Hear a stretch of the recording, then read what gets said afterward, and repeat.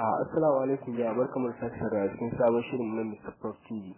A yau shirin mu zai tabo yadda zaka tura font wato styles ɗin rubutu, ka tura shi yadda ka tura shi haka nan zai je a wayar mutum ya sauka kuma zai ga style ɗin.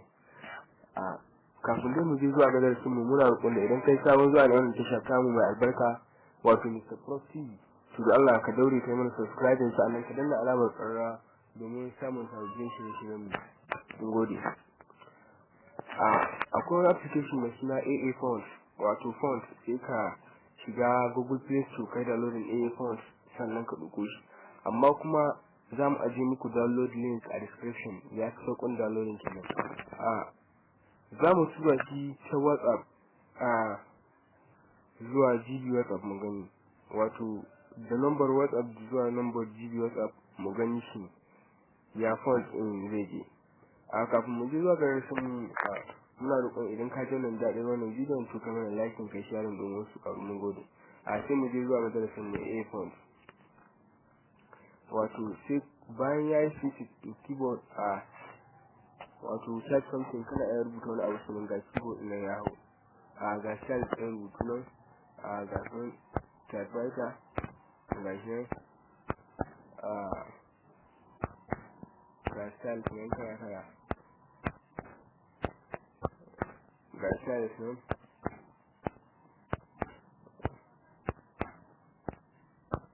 ga styles nan na rubutu kala-kala. Kamar da su gani haka ga styles nan kala-kala. To za mu shiga ta wannan wurin.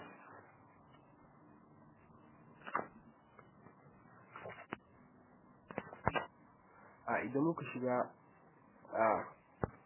ga Mr. Prof TV, ga shi nan sai mu rubuta Mr. Prof TV, ga wani style shi ma Mr. Prof TV, ga styles nan dai kala-kala, ga shi nan kala-kala sai mu tura. Bayan mun tura kuma za mu fito mu shiga GB WhatsApp ɗin mu.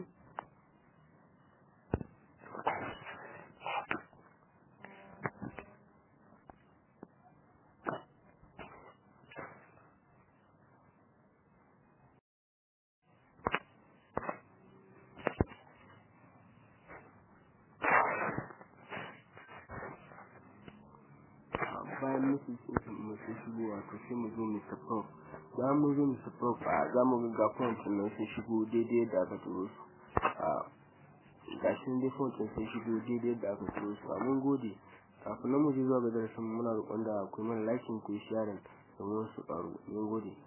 A nan darasin mu ya kawo ƙarshe na Mr. Prof TV. Mu haɗu a wani darasin.